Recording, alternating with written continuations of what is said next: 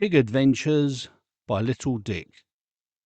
Across the border from Uzbekistan into Tajikistan, no difficulties except for a walk of about 400 metres with luggage in the sun to our new coach and guide. It's very apparent upon crossing that the area is now more hilly with huge mountainous areas to follow. I think we've got a quick pile of rocks to look at again and then we can have a spot of lunch. Lovely old job. Here we are then, today we've hit Tajikistan. We started going up the hills. Everyone's queuing for the toilet. Very, very nice toilet, as you can see. It's cost a lot of money. There's a plastic bottle in there, and in the plastic bottle is they've been cut out for a toilet roll holder. There's no toilet paper in it, but it's still nice to have a toilet roll holder. Well, here we are then. Tajikistan. We're here for about 4 or 5 days, I think. It's a lot cooler here, but I think that's because we're up in the hills. So we'll go off and get back on our coach. Our first stop just across the border is the ancient ruins near Penjikent, 5th century. They ran until the 8th century and then abandoned by the Arabs.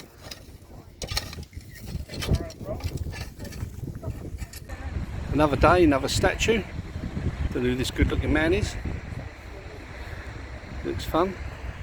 And that, I think, is probably the president. Well, having survived a pile of bricks, a statue, and a very boring museum, we're now off for a spot of luncheon. I've got to tell you, it's like mystery food. This. I'm not too sure what it is. It's very ornate here, though, isn't it? With a wooden, it's a bit like a log cabin. The rice dish here is called plov. It's a simple dish of rice, mystery food, and some more mystery food. We've just had lunch. Very nice. That's my view at the moment. That's our coach, which is very nice. We've just been for dinner. It was very nice, but it all seems a bit sandy around here. But I'm sure it will all open up. Got some big old mountains up there, as you can see. Well, we left the border about 70 kilometres ago. We're now much up in the hills. Dushanbe. However you pronounce it. The capital is our route for tonight. It'll take about another 3 hours to get there. This village here has got 22,000 inhabitants. It should take us about another 3 or 4 hours to get there. Very, very windy.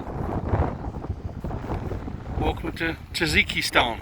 Khujand is reached by driving over the mountains. You go along all the valleys, you've got all the rivers to the side of you, and just keep going up and up and up. After a couple of hours we stop and go to the motorway services. The toilets are always wonderful as ever. Lovely. This is not healthy at all.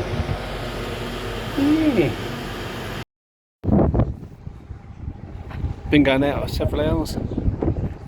There's our first bit of snow on the mountain top. One of the highest peaks in the district.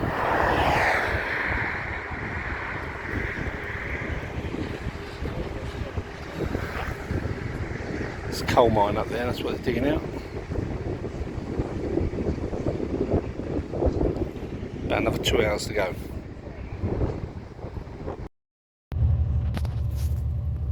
Once we leave the motorway services, we keep going up and up and up. And I can't stress just how far up you go. It just seems to go on forever. You're following a valley along, you're following the river, and then you lose the river. Then you keep going up, and you go up, and you go up. The thing is, if you're scared of heights or you're scared of mad coach drivers, I suggest you don't go anywhere near Tajikistan. Both are there in their abundance, and mad lorry drivers going with it as well. The good thing, or perhaps annoying thing, I'm not sure which way round it is that having left the motorway services and going up the hills to Dushanbe, which is about another couple of hours away, you've then got to take the return journey back down again, back to motorway services to go off on another route the following trip. So you see it twice.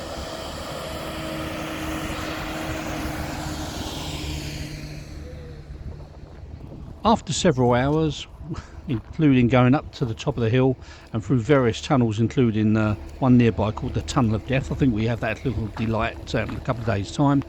We eventually get to the very, very top of the mountain. And what do you do when you get to the top of a mountain? Yep, you've got it right. You've got to come back down the other side. So we're going to go back down the other side and eventually end up in, with a bit of luck later on tonight, into Dushanbe.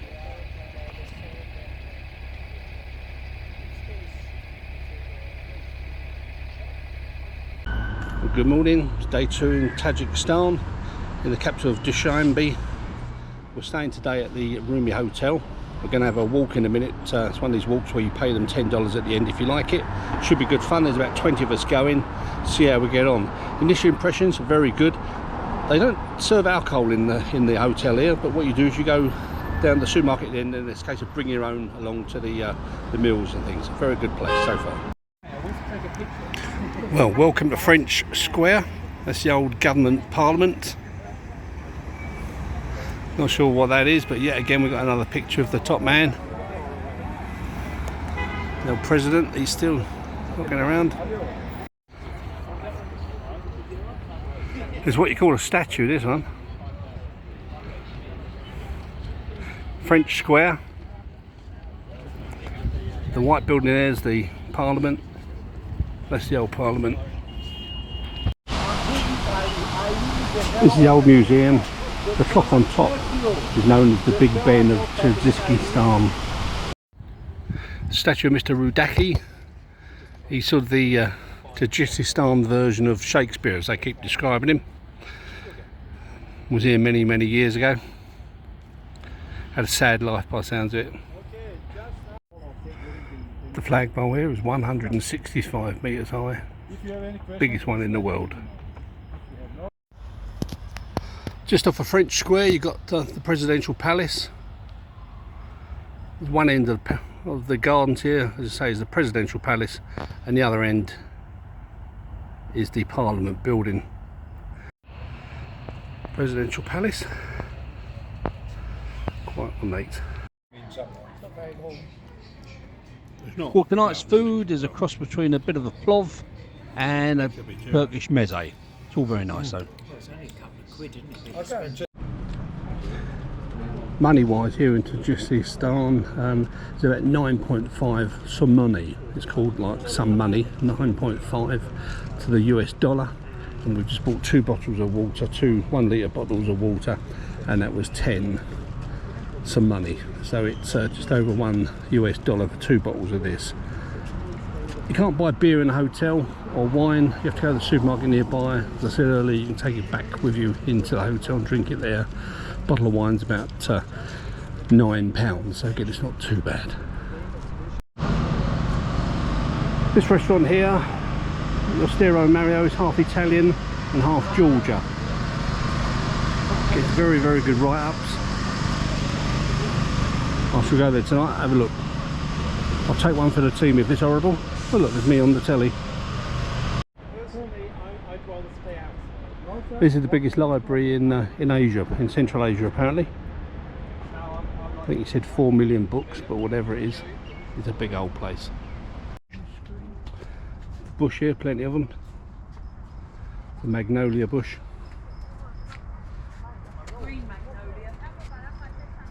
Green magnolia bush. Everywhere around here. This is, I say, just off a French Square, and now we're walking up to the parliamentary building. You'll notice all the musical notes on the fountain there. Apparently it cost $1 million to make, because it's one of these ones that plays the waves, if you like, or the fountain when the opera house is playing over there. It's directly behind it, so when the opera house is playing, they dance accordingly. There you go, get yourself a combo meal, 50 pieces. Doesn't say how much it is though. Welcome to the Western world. Trying to work out if this is a cherry blossom or not. But I see it's outside a sushi restaurant, so perhaps it is.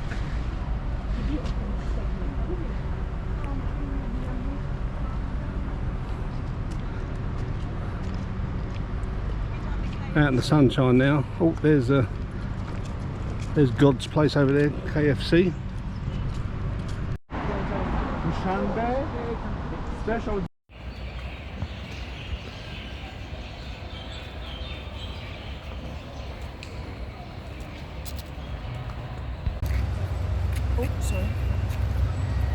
about Joe 90. Do you remember that programme, Joe 90? Yeah. Yeah, what was that other one? There was one with a tunnel that we used to run into. Tonight is our final night at Dushanbe. We go down to all the government buildings are lit up. There's fountains going off in line with the music that's playing. The light shows. Everything is very, very dramatic here and very, very friendly.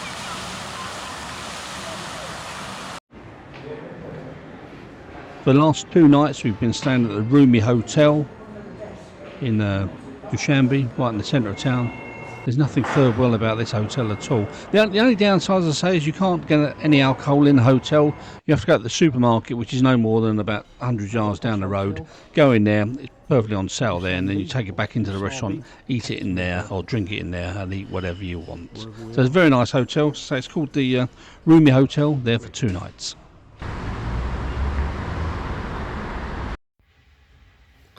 Oh, good morning. It must be time to open up the curtains. Hang on a minute. Let's see what we can do. Let's press this button.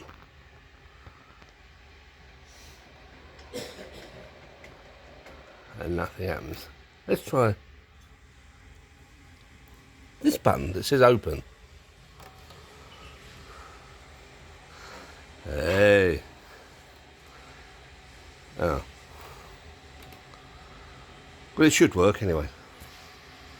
I do like it out here. They've even named a tea bag after me. Nice cup of tea.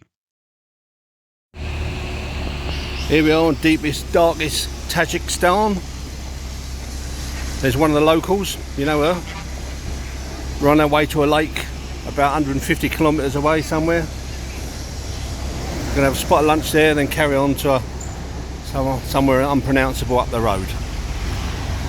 So, are we happy? Of course we're happy. It's good fun here.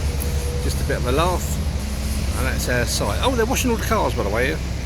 Yeah, it's where they do the car wash. Lovely. Well, as I said the other day, we leave Dushanbe, we take the mountain pass back again, and we're going to go back another 3 or 4 hours back to the motorway services with the horrible toilets, and we're going to head for a place called Khujand via a lake where we're going to have a bit of lunch as well. So it's back up the hill and back down the windy roads again. Well, we're now miles from anywhere. We're on a pass heading north at the moment. In front of me, which I'm going to show you shortly, is the mining village. They do coal mining here. Our coach is the area.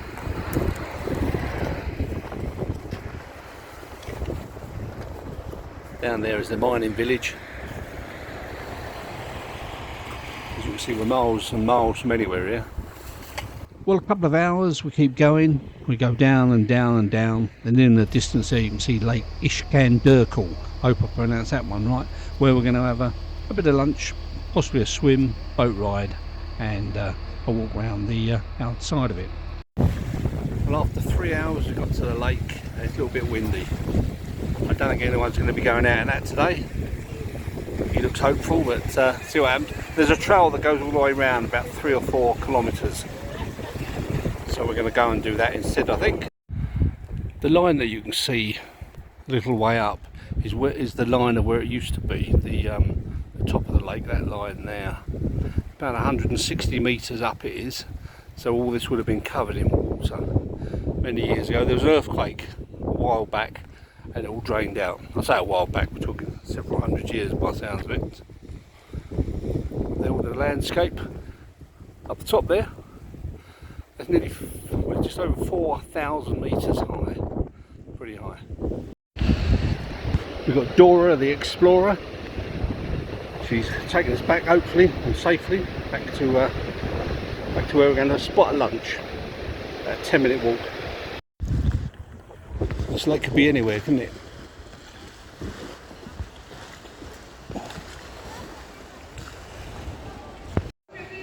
We've come in from the walk now, going to have a little bit of lunch in a minute. I'm just looking around admiring all the local historical stuff here, all the bits and bobs formed from years and years and hundreds of years ago. And then I've got the Rialto Bridge in Venice. I'm not quite sure where that all fits in, but having said that, got a tiger with dead antelope, so that doesn't really work either, does it? But apart from that, it's quite nice with all the odds and ends. So a little bit of lunch coming up now.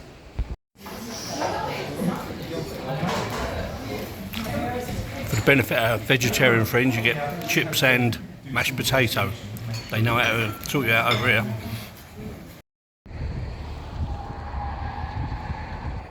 Well, I thought the first half of the journey was high up. This is even higher. If you see that white line going across the middle of the mountain, that's actually the road we've just been on. And we've got a lot more of that to come, so hopefully the driver hasn't had too much to drink at lunchtime and doesn't want to have a sleep. Well, I know we went up a long way up the mountain, but look at the air pressure that's been pushing in on the bottle now. It's completely collapsed. It's a bit like coming down on an aeroplane. I wonder how high we went. Well, today we find ourselves in Khujand, and we're going to go to the mosque, the Sheikh Muslihiddin Mosque. We're also going to go to the Oriental Bazaar. It's actually the biggest in Central Asia, various palaces and so forth. After lunch, or probably this evening, we're going to head into the Timur Malik fortress. It's a castle, was a vital stop on the Silk Road for many, many years. The mosque and all the surrounding area, very, very busy now with the bazaar nearby. Built in the 12th century and into the 13th century. You've only got to look at some of the architecture above with the drawings to realise just how long it must have taken to build this place and to decorate it in the way it is. Just look at some of these pillars here. The pillars have been there for absolutely ages. Mind you, it's a shame that some of these pillars have now got graffiti on them. That is just a sign of society in these days. But just let's take a minute or so just to have a look at the beautiful architecture and see what's there. Well, we'll leave the mosque and head over to the Oriental Bazaar. As I said, it's the biggest in Central Asia.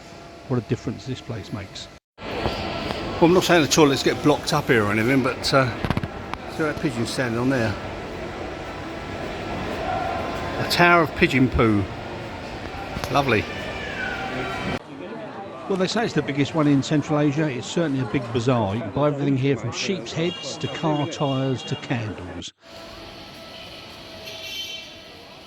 Just of trying to avoid all the people bouncing into you though. Everyone's happy, everyone's decent, and nobody tries to rob you. A lovely, lovely place. Well, after a nice bit of luncheon, we pop into the Arbob Cultural Palace.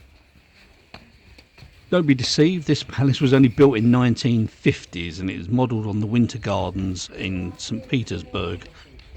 Been used for a number of things, including the communist activities they used to have down there. It was a farm at one stage. It was a former headquarters of the local Soviet party as well. There's a huge, great big ballroom in amongst it with a really ornate set of curtains that close up on the stage as well. It's not really used for much now. There's a bit of a museum in there. Have a look round. A couple of hours really does it. Well, tonight is our last night in Tajikistan, and we're going to pop down to the Timur Malik fortress. It was originally built in the 6th to the 5th century BC. It's built of natural burnt clay and was one of the most inaccessible buildings in the whole of Central Asia in its day. There's rumours that it's rebuilt in the 15th century, but archaeologists aren't sure about that yet. However, some of the building was restored in 1999. Well, although they say it's only partially renovated in 1999, you've only got to look at it just to see how ornate everything is, and just look at that woodwork that's there. It must have taken ages and a lot of trees, in fact a lot of forests, I think, to renovate this. Must have cost an absolute fortune, but absolutely beautiful.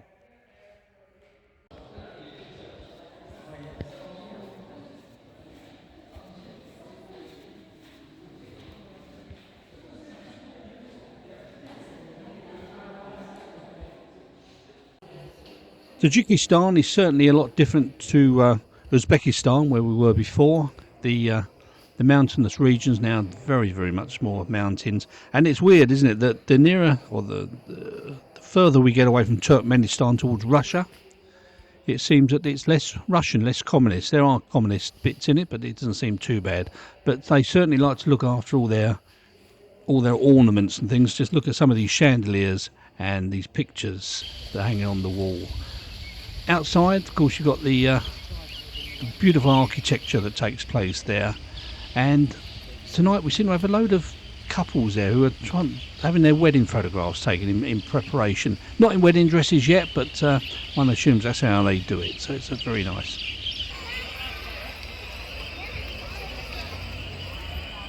This is our last night in Tajikistan. Tomorrow we go off to Kyrgyzstan. I can't even pronounce it, but not before we have a little bit more of our mystery food. I do like a bit of mystery food. I'll join you in Kyrgyzstan. Thank you.